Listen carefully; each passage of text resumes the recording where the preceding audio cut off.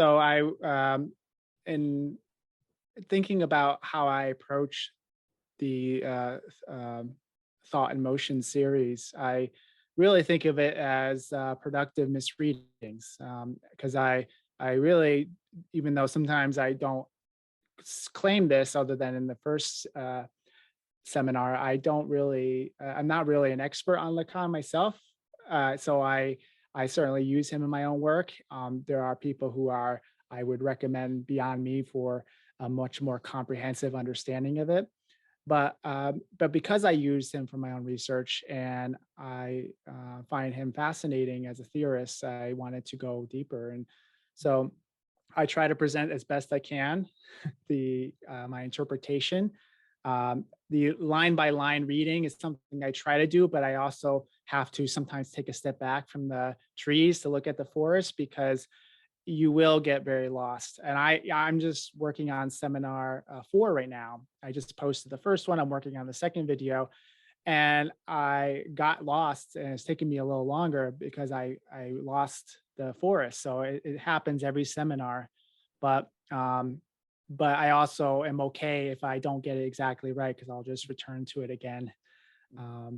Just like the repetition compulsion. If the analyst doesn't get it the first time, it'll come back again. Yes, definitely. I guess we should introduce you. Yes. We're here with Brian Becker of Singularity as Sublimity, Yes. which is one of the best, not the best, theory channel on YouTube. And it's definitely up there with like what's his name?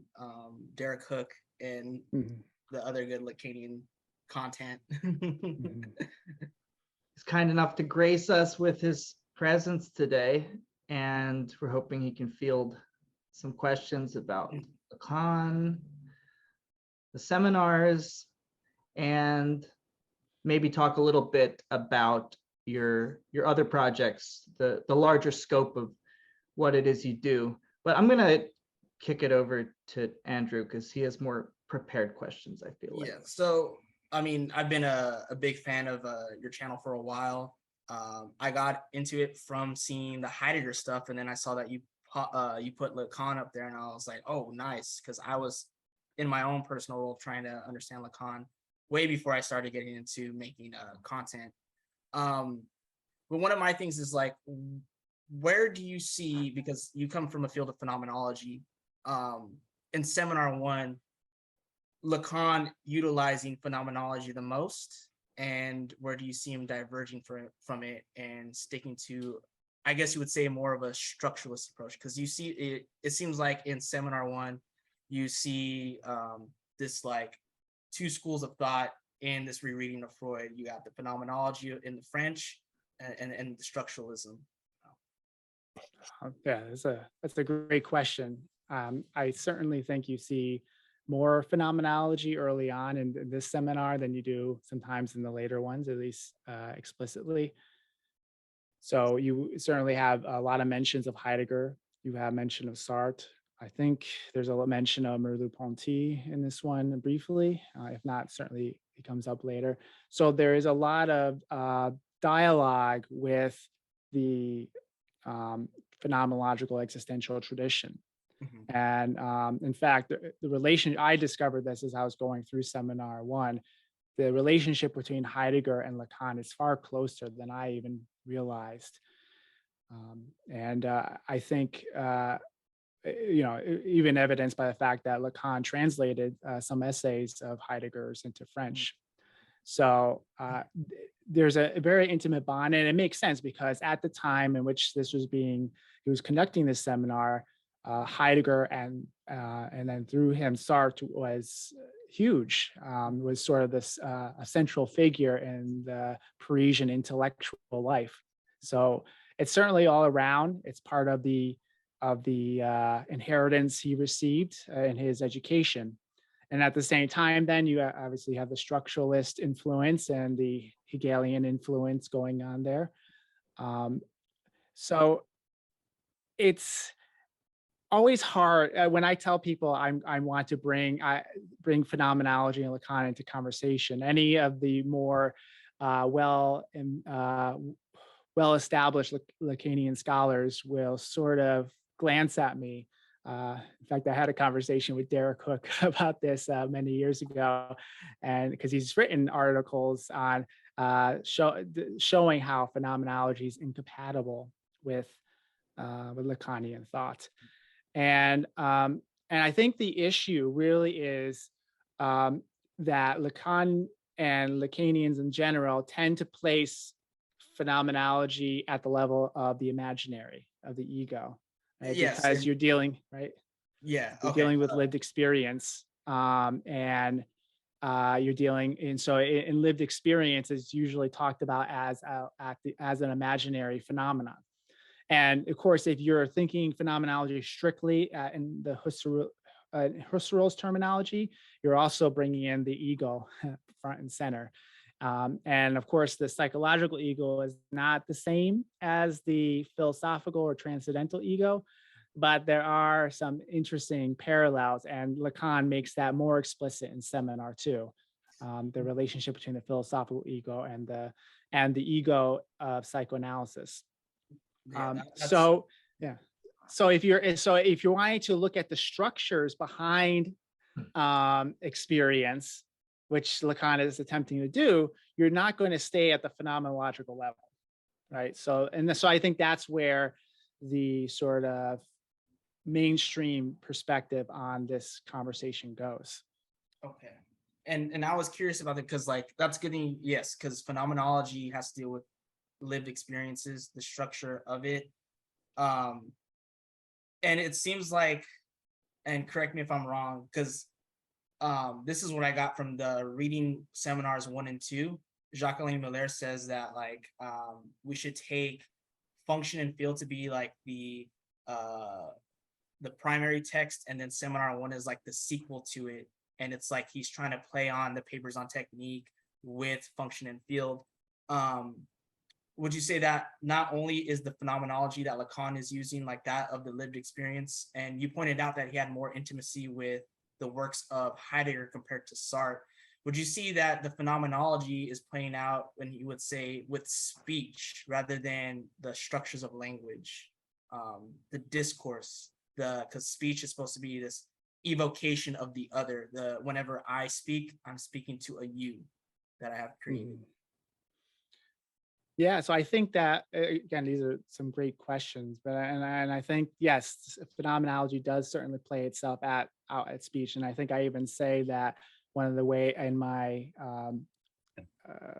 back to the text themselves introduction video, I say that I think of Lacan as a insightful phenomenologist of language, and he provides us very, very well thought out and unique descriptions of linguistic phenomena. So I think that's accurate. And you see in Seminar 1, the distinction between full speech and empty speech is clearly an influence by Heidegger, as well. And along with that, the revelatory nature of full speech is clearly drawn from Heidegger as well, and his notion of uncovering or disclosure. So it's there, but I actually think it's bigger than that.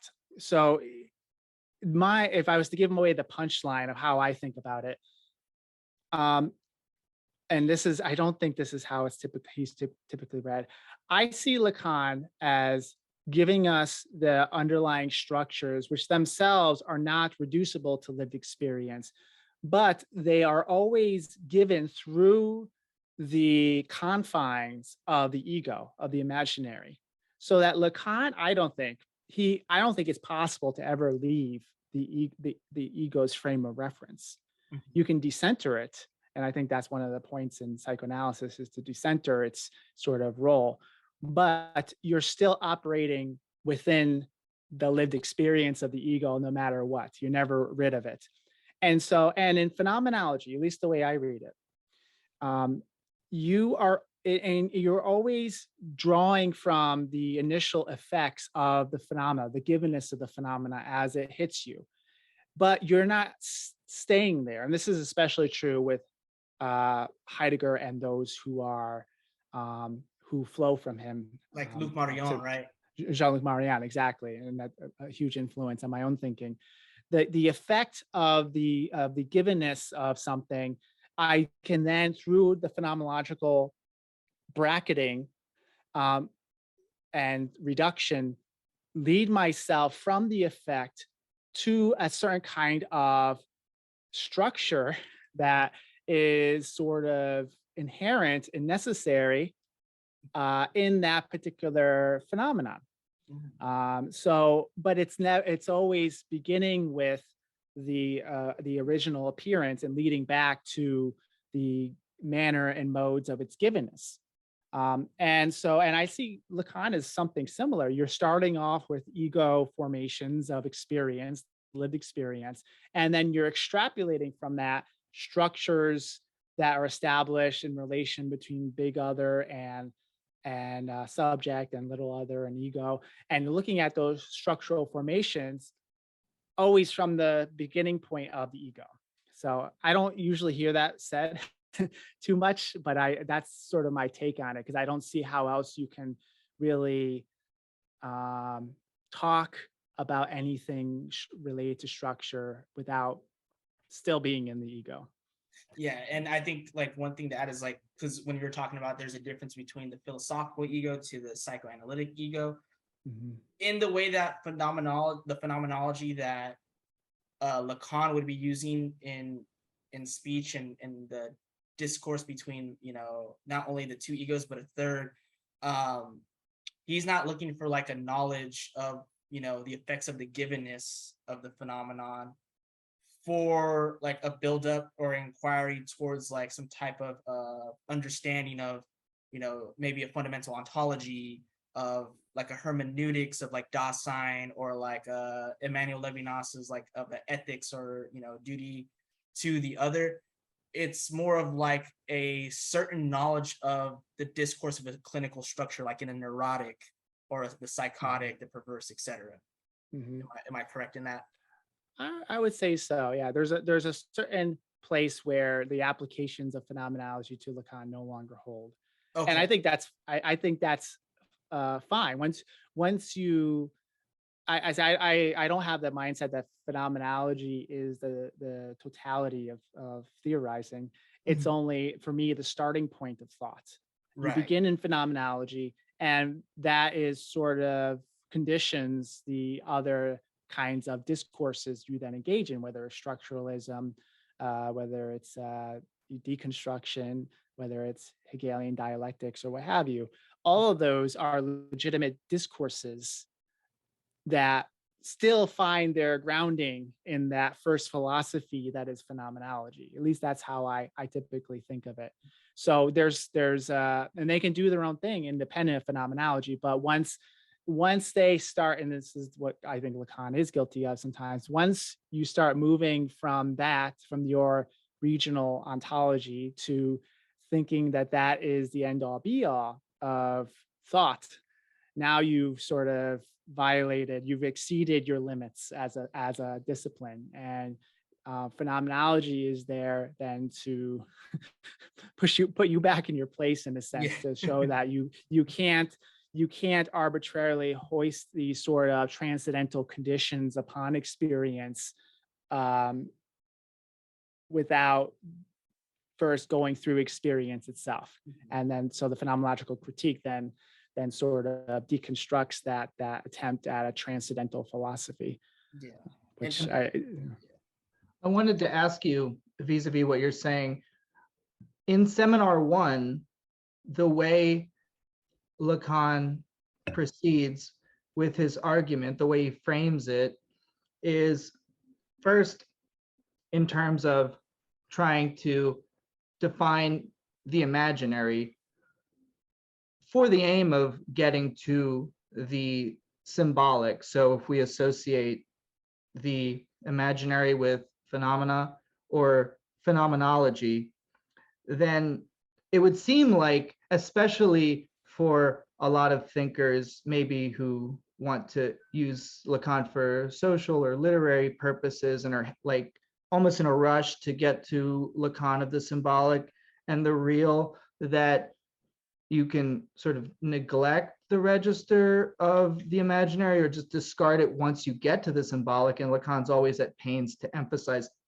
the importance of the symbolic to avoid a kind of two-body psychology. But what you were just saying really made me think that the symbolic can be often misunderstood as sort of like the realm of contents, whereas like the imaginary is just the synthesis of them. But I was listening to a conversation recently with Derek Hook, where he says, you know, one of the, and Lacan discusses this in Function and Field, that something that's often ignored or glossed over is that signifiers themselves are a kind of like absence. So when you were talking about the givenness of the ego and how, you know, these transcendent structures can't simply be extrapolated from the sort of like dross of phenomena, these structures, would you say in themselves are sort of what introduces absence into human experience, if that makes any sense? Mhm. Yeah. So if you think of the imaginary as sort of covering over the gaps, right? You're trying to imagining that you're complete, and the symbolic, because signifiers are when you name something, right? You bring something that's absent into presence, but with the absence still being there. So it's sort of a recognition of absence. So the symbolic does introduce absences in that manner, and strictly within a psychoanalytic context that makes sense. I think in phenomenology, when we're talking about the full breadth of lived experience, I think you can still talk about absences at a sort of lived experience level, when the experience, for example, the experience of disappointment, right? It is something that can be described, and there was sort of an expectation of something that never appeared, or hope, right? Is from a phenomenological point of view, is a kind of intentionality toward something that has yet to manifest itself. So absence works, at least within certain ways of thinking about phenomenology. And so that's where I think in Lacan's formulation of the imaginary, it's a much more narrowly confined understanding of it, that where there is that aspect of experience that refuses to recognize those absences. And so to bring the symbolic in that psychoanalytic context makes a lot of sense, because there are unacknowledged absences in our lived experience that we don't have direct access to, and that maybe that phenomenology isn't always equipped to address, like the notion of the unconscious, and the way in which that constitutes a kind of absence that is unrecognized.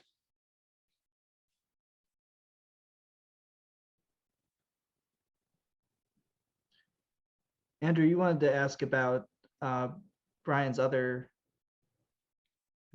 videos where he's exploring.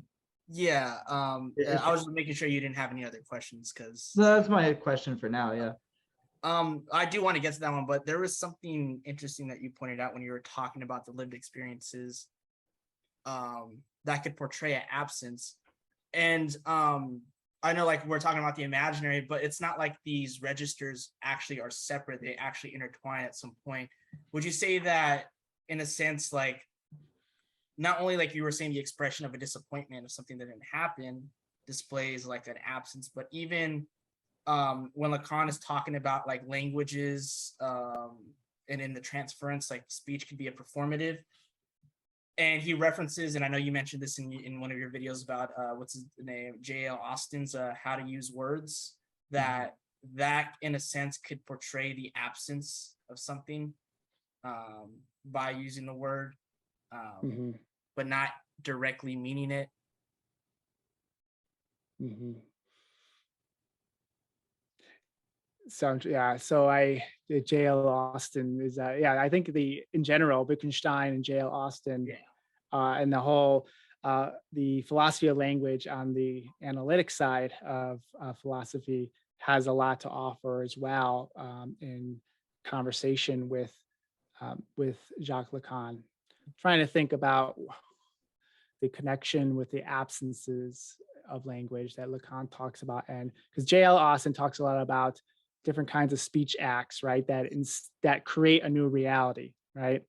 And so I think, yeah, I think I said something along the lines of, right. So when you, for example, when I say I now pronounce you married, right? Then you've changed the words themselves have instituted a new reality. They brought present something that was previously absent. Or when we talk about this is the example that Lacan discusses in Seminar 1, right? The elephant. Why is there an elephant on that commentary that you mentioned? It's because Lacan talks about the elephant as an example of how the name of the elephant is more powerful than the actual presence of it. Because when I talk to you about an elephant, we can make decisions. If we were in a certain sort of role, right, political, economic role, we could make decisions on behalf of elephants who are not right here, because we can use their names and speak of them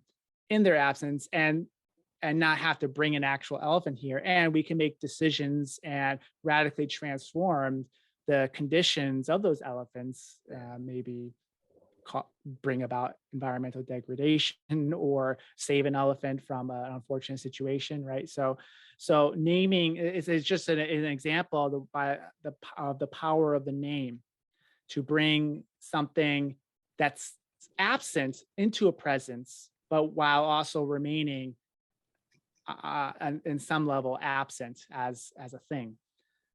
And I think this was actually talked about in light of the notion of desire. Like why does bringing desire into language so important for Lacan, right?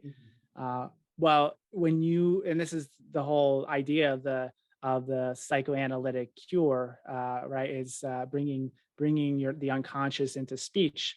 When you speak your desire, when you actually put words to it for the first time, it not only makes you recognize your own desire, but it actually radically transforms it in a way that it's no longer what it was. And if you go into the analysis, which is often the reason of going into analysis, is the fixation of desire on a particular thing that has immobilized the signifiers associated with it, by reintegrating those sort of detached signifiers associated with desire back into the larger chain, you have now been able to have desire move again, move so that it's not just I have to have this particular thing, right? That one thing that I really need, that I compulsively try to seek for. Now desire can move, and it can sublimate and through metaphor express itself differently, right? So and it's kind of funny how I ironically I go under analysis, but it's not Lacanian or Freudian, it's Jungian. But I kind of find some kind of similar thing in the dream interpretation via an active imagination.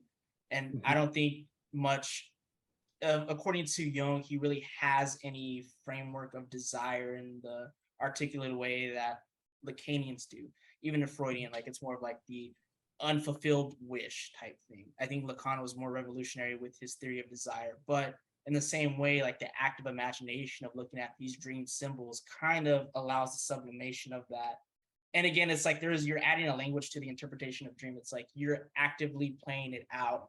It may not have happened. You may not be interpreting it or wording it exactly how the dream happened per se when you were sleeping, but in associating it more, referentiating certain elements of the dream, like a house, a bike, then you start to kind of allow the desire to sublimate by naming it through referencing it against other words, other signifiers.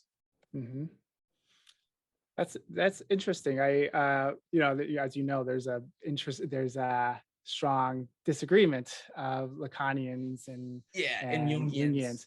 But what you said made me think of something, which is that the idea of active imagination, which is this active playing out of the dreams or the fantasy life, so to get to know it better, to elaborate it better, and so to no longer allow parts of it to have to be repressed.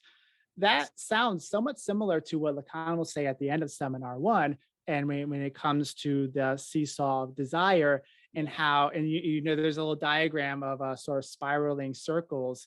And one of the things he says is in the aim of analysis is not to get rid of the ego.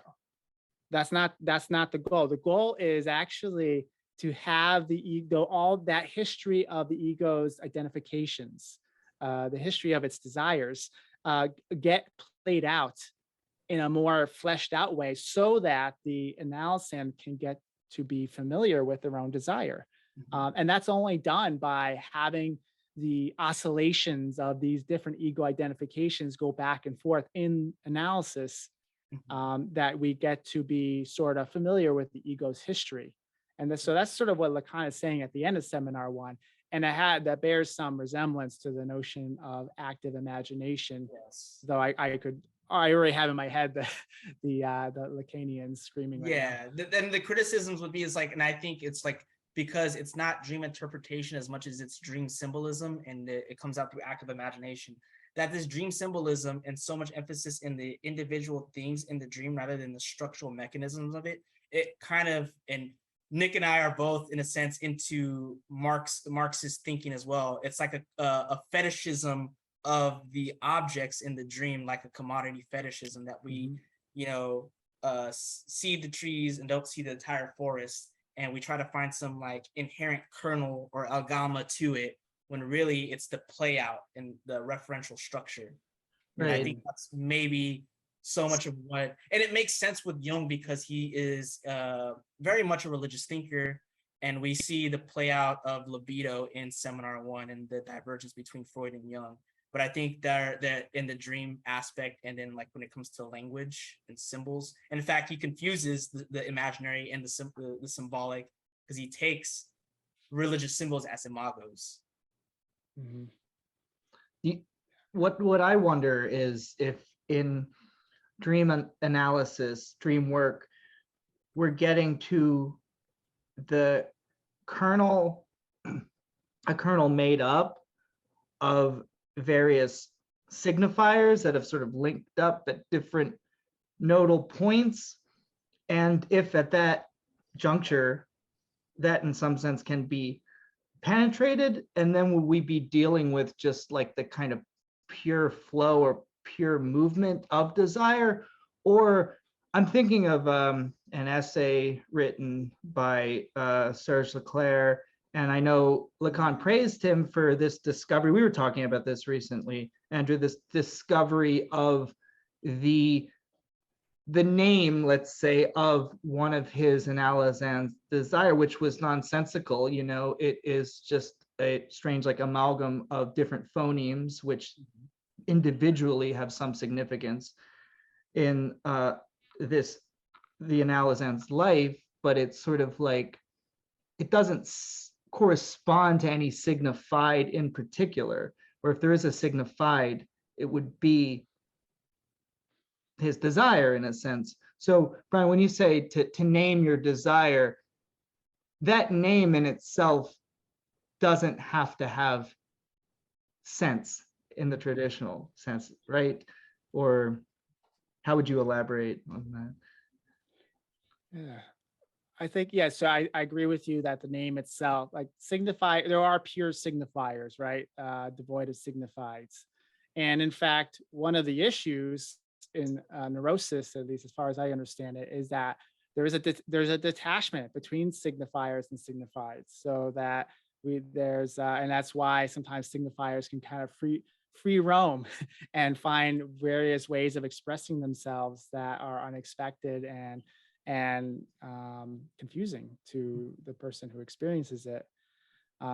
And what part of I think part of the act of naming is to reintegrate signifieds and signifiers, right? To bring them back into some sort of relationship that allows for that desire to flow, because right now desire is stuck, right? If you're really struggling with a severe neurosis, there's sort of a freezing of image on a sort of desire on a particular image, on a particular meaning, and that's often disconnected from other signifiers. So through naming and through bringing it to speech, right, you can, I think, and I'm not an analyst, so I don't, from a clinical perspective, I'm not the best person to talk about it actually as to what it actually looks like. But from what I understand, you're bringing those together so that you can create new metaphors, right? So that you can have new sort of intersections of signifiers with each other that will link up with signifieds in a dynamic way that's less rigid and stuck than it currently is. So that's my understanding. So so signifiers in themselves don't contain meaning, and in fact they can, but they not only can get linked up to meaning, they can create meanings.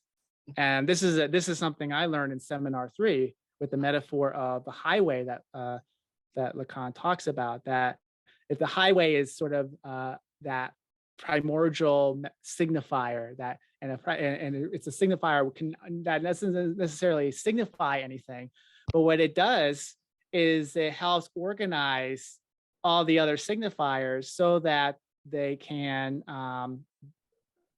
operate in a more cohesive way, and as such, like little towns pop up next to the highway, right? If the towns are sort of sources of meaning, they are actually produced because the highway is there. So signifiers, and this is the difference between him and Saussure, right? Saussure sort of places signifieds on top and signifiers at the bottom. Lacan reverses it to show the dominance of the signifier over the signified. But they're not just two separate things that get linked up in a power dynamic. The signifiers actually create them at times, create those signifieds. And that's what the power of naming is. You take a pure signifier and through it, you link it up, you create something new out of it. Interesting. Yeah, well, I think the first signifier that he mentioned was the fun is over in the beginning of seminar 1. Yeah. It's like, what fun? Yeah. But then like maybe, you could tie it to like a neurotic structure, the fun of, whatever fantasy structure that they have, and of the inflated super ego that also tells them, it prohibits them, but the enjoyment in the prohibition, Yeah. But I think there's some fun that we have to stop, that we don't know that there's this fun in learning until you read Lacan. And, Pretty fun. Yeah. So I think you could read that there's two meanings, right? So yeah, there exactly. There's the fun is over. Like, not reading Lacan is not fun. I can't really ever say I always enjoy the process. Yeah. But as Bruce Fink actually describes as well, which is that the neurotic enjoys their symptoms. If they didn't get some jouissance out of it, it wouldn't work for them. And in fact, why they end up in analysis is because their symptoms are no longer giving them that same enjoyment, and they want to get back to the place where their symptoms give them their enjoyment. And so when you say the fun is over, it has that dual meaning of, now it's time to stop. What we're doing here in discussing techniques of psychoanalysis is trying to end our enjoyment of our symptoms and shift that to something else. Yeah, and Andrew and I often quote Zizek here, where he says psychoanalysis is the one context in our world where you are allowed to not enjoy. Yes. Mm-hmm. Yeah. I think that, and it's especially, and Zizek does a great job of showing how that is uniquely relevant in our day and age, I mean, if you go on to TikTok and you Yeah. you everything is trying to show you how you should enjoy, right? Enjoy Yeah. this, and then you have this fear of missing out because you're like, wow, there's so much that I should be enjoying, and it's actually it's a lie, but it's sort of the superego commandment of our day and age, which is different than I think what Freud was addressing in his age. Right. Exactly. Or it's that like the things you thought you enjoyed, you weren't enjoying correctly. Yeah. Yeah. Lose a Yeah. correct way. I But yeah, wanted I like that TikTok one because that's Yeah. very symptom like, you know, it's like not only is enjoy, I should enjoy it. And it's like there's this like material structure that creates that symptom of like personal enjoyment through filming yourself, the narcissism in there. Yeah, and you can get, it's so deceptive, right? Because you're like, you have all these like little false enjoyments, right? Or then you can go and then, or actually, right? So you keep going, and like there's new objects every second, every 60 seconds, you can go to a new object, and you can keep having these sort of temporary fixations that make you think you can get some enjoyment out of it, and of course it doesn't work, and then but the algorithms are the symbolic order of the social media is structured to maintain this kind of enjoyment. You have another question, Nick? Yeah. Okay. I really enjoyed your videos. Speaking of enjoyment, about the optical schema, which is notoriously difficult. And me and Andrew both like sort of dog-eared a comment you made about the real image. And I'm wondering if you have any updated thoughts about this. You said that it might be dusting or the thing, if I'm not mistaken. And also, correct me if I'm wrong, I think you might have said when discussing schema L that the id had some sort of link with the thing there. I wonder if there's any connection, and if at this point you think the real image might be associated with dusting in some way. That's a good one. Yeah, that's there's three different versions, or there's two versions in seminar one, and there's a third version that comes later of that optical schema. And again, it's very difficult to parse all of it out. The vase, the upside down vase, right, is the thing that that the subject doesn't see, right? It is sort of a kind of radical absence. And so I think he does invert it at one point too, though. I think there's another schema where it's the flowers too, so that makes it even more confusing. Yeah, that's the later schema, which I haven't gotten to yet, so we'll see what it looks like. But the fact that it operates as a sort of it's hard because the real, it's hard to obviously represent the real, and you see this. I have this issue with the optical schema as I do schema L, which is that the real doesn't really get represented truly, and when it does, it's always an amalgamation of the imaginary real, right? So this is early Lacan though, so like the real is not important until seminar 11. Yeah, although it's there, it's more there than people think. I know the Y Theory podcast I listened to on seminar one sort of emphasizes that the real doesn't really take hold there, and I actually see it more. I was surprised to see it there as much as I did when I did, because I did what everyone else does: read seminar 7, read 11, do the classic ones that everyone talks about, and then finally get to seminar 1 and be like, wow, there's more here there's more here that you find in a later Lacan than you think. It doesn't mean that he places the same emphasis on it, and that's that part I would agree with. But if you read between the lines, you can actually see more of the real there, and it's not merely the biological real, as sometimes people will understand the early Lacan is saying.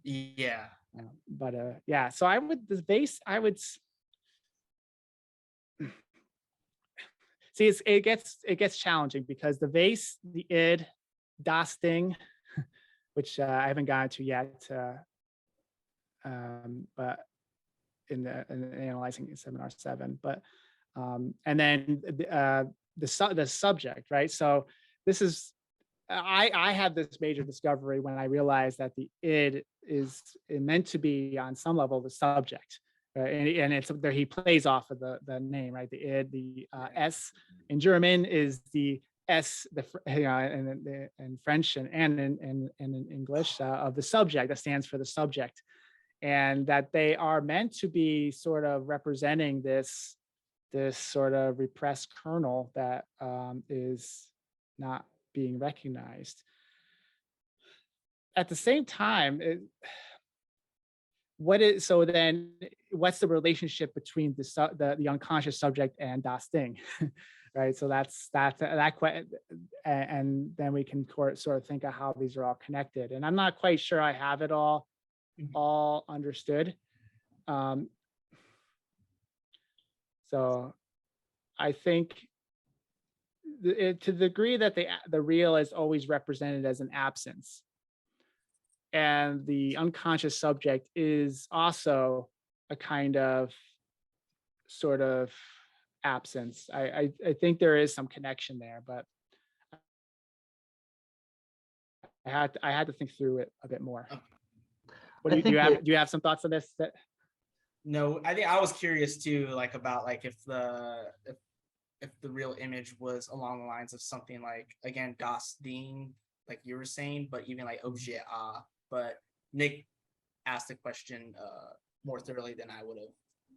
No, I haven't read enough of the seminars to have any really coherent thoughts on it, but I see the idea of das Ding pop up in such kind of like sundry points throughout like the secondary literature on Lacan. And I know that it's a very controversial topic, in that me and Andrew were talking about this earlier, that it evolves into the agalma and then objet a, which of course he runs with.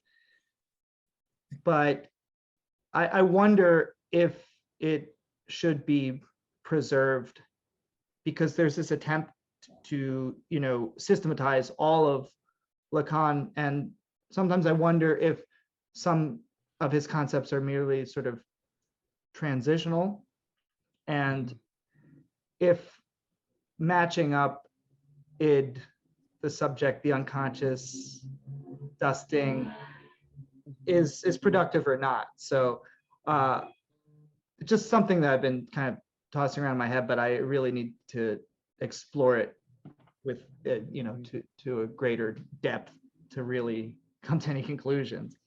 Yeah, I think I agree with you. I think it's worth trying to systematize to some degree, just to be able to push oneself. Like, this is what I try to do. I try to push myself until I say, that's it, I can't do this anymore. I'll just try a different routes, because you're right. Ultimately, you're not gonna be able to systematize. I mean, I don't know what thinker, if the thinker is being honest, who can systematize anyone's history of works that go over 30 years. So I mean, I would hate for someone to systematize what I wrote 10 years ago with what I've written this last few years, because it would be a mess. But one thing I'll say is that because I had a recollection as you were, or reminiscence, I'm not sure which Lacanian memory it is, but of das Ding as being associated with the mother, right? It is often associated with the fundamental lost object, right? And so to that degree, I would place it may be the upside down base, but if that's the case, I wouldn't put the subject there, or the id. I would put that in the upper left hand corner. I think, if I'm visualizing it correctly, there's the subject behind the I. I think, right? There's the I, and then there's an S with a. I don't know if that, maybe I'm mixing it up with the third schema, but I always thought of the subject as over in the left-hand corner, very left-hand corner of it. And so that would be where the id is. Um, and then the vase is just that the lost object that you never get access to again. Oh, So, and that what you instead, what you get is the imaginary object, the phallus, which is which provides that semblance of wholeness, which is the ego, and that would be the whole vase that's presented integrated. Which is the false sense of mastery through the méconnaissance, correct? Yes. Okay. Right.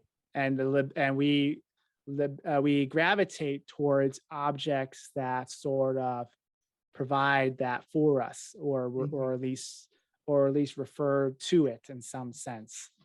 And I'm working through this right now in seminar 4, and it's challenging because he doesn't bring up objet yet, and trying to think through it without reference to that is difficult.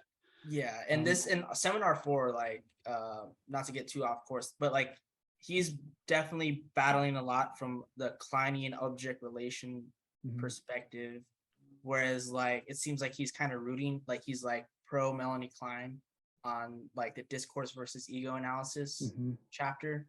But would you say that like he's then kind of reworking and criticizing a lot of the things that object relations has wrong, especially emphasize of frustration and privation? Yeah, I mean, in general, he's more favorable towards Melanie Klein than some of the other analysts he deals with. Like Winnicott. Yeah, Winnicott. Although he's sort of favorable towards the notion of the transitional object in seminar 4, I've been finding. So that's been interesting.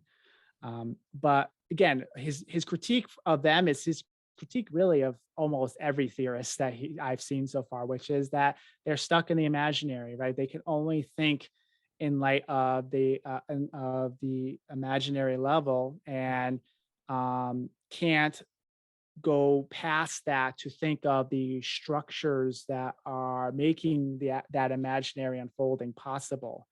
So, with Melanie Klein or anyone, there's this frustration, there's this focus on the frustration of not getting what you want, the lost object. And but what Lacan emphasizes is that frustration, even though this is where it gets so confusing, even though it's sort of like developmentally prior, it's only articulated after castration has happened. Yeah. So whenever someone speaks of their frustrations, it's always already mediated by the symbolic. And that's his critique of Melanie Klein, as far as I understand it, is that Melanie Klein is sort of going back to that infantile stage.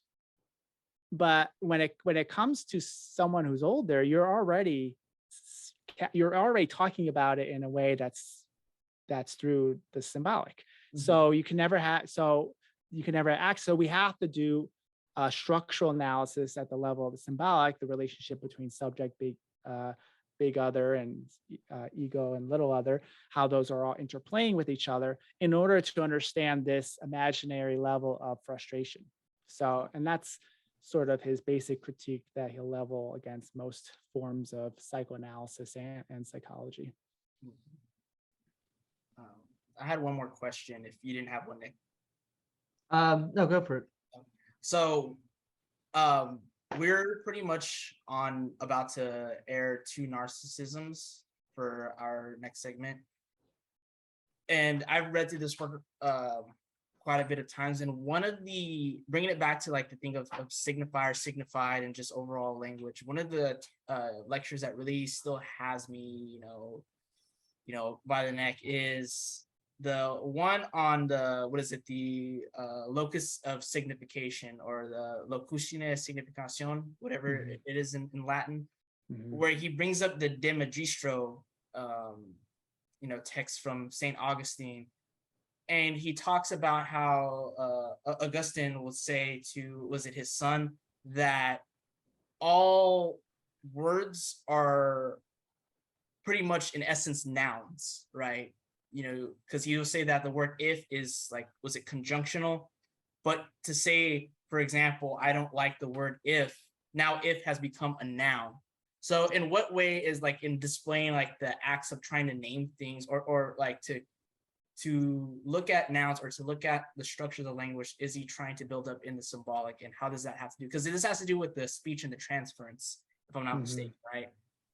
And this kind of confused me because I'm still lost at what he's trying to build up at in this exact lecture.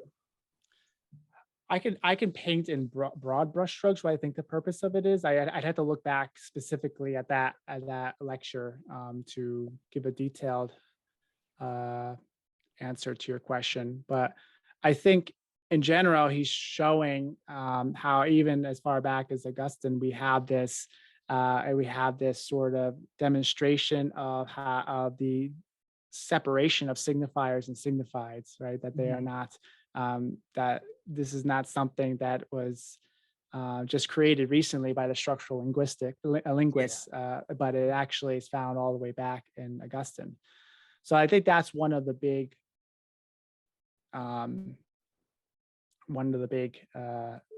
takeaways there.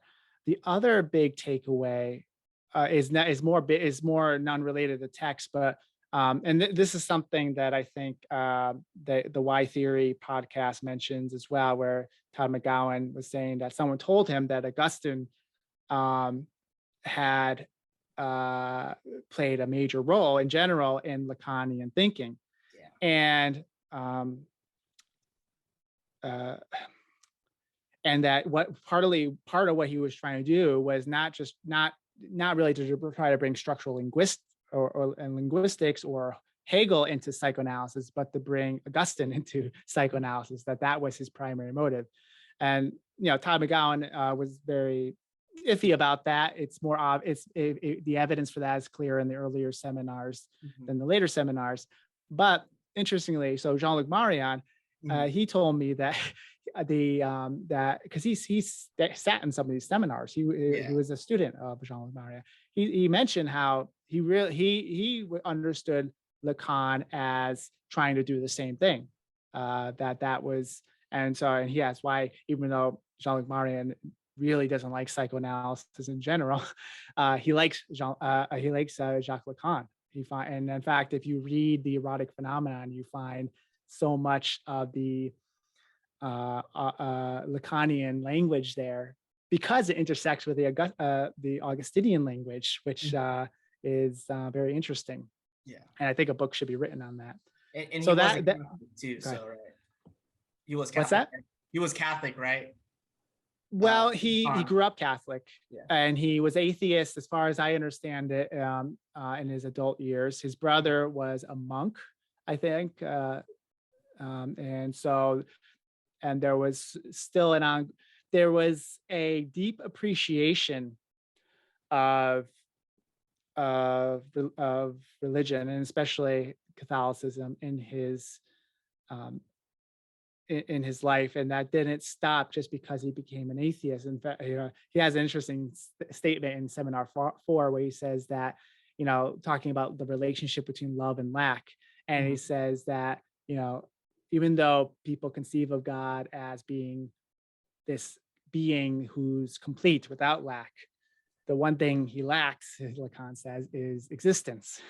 and because he lacks existence, that's the reason why he can be loved.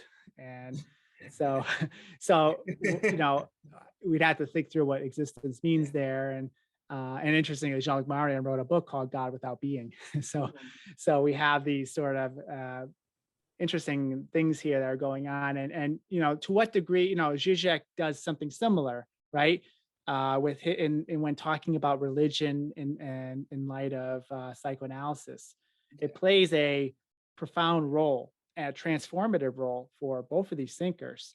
But I think people want to nail them down to be, are they in or are they out? Are they believers or are they not? And that's I think too simple of a way of looking at it. And sometimes I think the best forms of Orthodox Christianity are forms of atheism.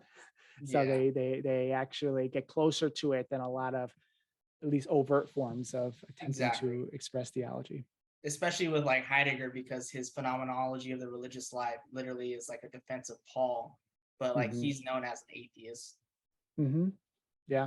Yeah. Though at that, I'm not sure at that point he might have still been. He might not have given up his Catholicism. I forget what year that was written because he was still in when he was in graduate school and he was under the wing of Husserl. Um, he was still trying to do a religious phenomenology because of his Catholicism. And in fact, Husserl denied him from getting a certain faculty position because of a concern about his committed Catholicism. But at some point that changes. I don't know if that's in before or after that seminar. Okay. Yeah. Well, thank you. I've enjoyed. I hope this was helpful. Yes. I enjoyed talking with you and the wonderful questions. I really enjoyed the insights that are clearly evident in the questions themselves, and I'm going to be thinking about them late tonight. Yeah. Well, the main thing was like for us to like, have you in question to get in dialogue to understand it. Cause like you, we're not experts, but we're passionate about it. Mm-hmm. Yeah. And I think this is, and this is what I think is the future of theory, right? So because I'm in Institute of Higher Education, but there's no philosophy department. I would be very hard to talk about psychoanalysis too much these sort of fields are being relegated to the to outside of higher education, and so the place where they're finding home is YouTube, I think. And so I think a lot of this work, the work that you both are doing, for example, is sort of leading what I think I think will be a sort of a radical transformation of the ways in which philosophers and theorists in general are educated and these fields are allowed to flourish, because with capitalism fully entrenched in the institutions of higher learning, very little spaces allow for what doesn't have clear and quick utilitarian value, right? So and philosophy and psychoanalysis fall into that category for many people. It seems like it's very rhizomatic in the Deleuzian sense that like YouTube content creators are taking advantage, or like the Zoom meetings and stuff like that. Yeah, I'm hoping that there can. I mean, in a sense, this is a little closer to the European model. Obviously, it's not in person, but where it's a much more intimate sort of learning and conversation, rather than necessarily the formal structures that you see well played out in American institutions. So I'm hoping that it could be something good. Obviously, it comes with its risk. There's a chance of the loss of rigor, and how do you decide what is good and what is legitimate and what is just, not cutting it. So that's still, that standard question is something that will have to be addressed. But I think it's an exciting time to be doing this kind of work. This is why we're talking to you, though, so we don't lose the rigor, because we're just bouncing off each other, kind of two-body thing we got going on anyway. So it's good to have the third term come in and like settle it for us. You're our big other, so to speak. We would love to talk about seminar too, or as well. Yeah, absolutely. Or if that works for you, and this is sort of helpful to you both, I'd be happy to join up again and have conversations. It was really helpful for me because I've been stuck on seminar 4, my second video, and having to go through seminar 1. I realized it was actually very helpful to like, oh yeah, this is what Lacan, because Lacan is talking about the frustration of jouissance and the frustration of love. And it doesn't make a lot of sense until I went back to seminar 1 and where he talks about the two loves and thinking about it in those terms. So it's helpful to revisit these seminars and not just leave them behind. So I'm looking forward to a discussion around seminar 2.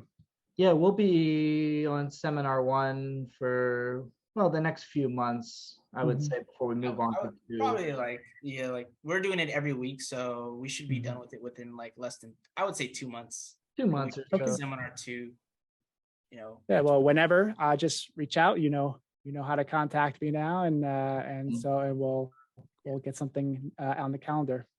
And of course, you're cool with us uploading this to our channel. Yeah. Edit it away. We can provide you with a copy too, and yeah, we're just trying to. What I'm going to do is I'm going to make what's it called? Announcements on through my YouTube channel of this, and I'll provide the link where they can go and watch it on your channel, so that they're aware of you guys, and then you can get the views that way. So Thank you. because I know coaching that it's helpful, especially I'm still in the early stages, and I know how hard, especially when you're in that first or very very early stage. It's very slow going, and it's like speaking out in the desert. You hear the whistling of the wind, and not sure what's going on, but you persevere, and of course you do it because you enjoy it, right? I do this because I keep learning. If I wasn't learning, if I wasn't enjoying the process, I would stop, because this would be insane for a kind of work to make a living off of. Right? And are you teaching as well, or? Yeah, I teach psychology at Lesley University in Cambridge, Mass. So I teach a couple of courses there. I'm the associate chair there, so I have a lot of administrative work. So I have a whole other set of lives that I live. I was about to ask if you were going to be an analyst, because I know you taught, like, you were doing psychology lectures on your YouTube channel at first. Yeah. I actually switched that to a different channel. I have where I try to just do the traditional psych stuff, and that's my main job. That's my teaching. So I do that, and that's almost lives in another realm separate from this area, which is closer to my heart, is theory, philosophy, psychoanalysis. But yeah, I teach. I do neuropsych assessments. So I'm a neuropsychologist who does assessments for people with like ADHD symptoms, and I do all that. So people ask me a little bit about that sometimes, and I maybe will be a conversation to have at some point, is how to think about those things, how those go together, because it's been a long time in the making to integrate all of it. Definitely. And I'm trying to major in psychology as well. Like right now I'm in the Navy, but I'm taking online classes, but the goal is to be an analyst. I definitely want to do analysis. Yeah, and maybe we could talk about that. Like I have some particular views about analysis compared to psychotherapy, that and what their aims are and how they're very different. I just couldn't do therapy in general because I'm not it's too much responsibility. Oh, definitely. It's with very legal responsibility. Yeah, you carry but actually the legal responsibility wasn't too much. That's fine. I can bear that. I can contain that. But the affective responsibility of holding people in your subjectivity in a way that's very different than, say, doing a psychological assessment, which is what I would do.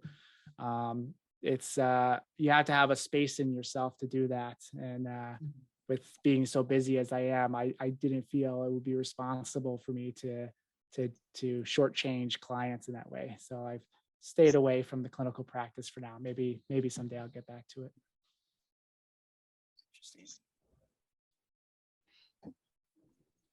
All right, well, it's been an hour. I know you're a busy guy. So got some children downstairs who are screaming right now, I'm sure. To be attended to, yeah. But I really appreciate this. This was a lot of fun. Would love to do it again. And I'm gonna keep watching the videos. And also, you have a book that just came out, right? Yes, yeah. So the odd title of Evil and Givenness, the Thanatonic Phenomenon. So it just got published in March, and that one strikes people as well, and it could take a little while to describe what it's about and what its purposes are. But it overlaps a little bit with that conversation we had at the beginning regarding phenomenology and psychoanalysis, and really it's an attempt to think some psychoanalytic concepts more phenomenologically. So that could be one way I could conceptualize the project of that book. Awesome. Well, Yeah. try to get our hands on it. Definitely. Sounds good. Well, be well, both of you, and Thank you, I'm Brian. sure I look Thanks forward again. to next time, whenever that can be. Hopefully the Appreciate first it. of a series of conversations. So Yes, definitely. Look forward to it. Send me Thank the send me or let me know when it's uploaded so I Sure. can post the link to my channel. Awesome. absolutely. Absolutely. All right. You have a great day, See you Brian. all. You take I'll see care. you in a minute.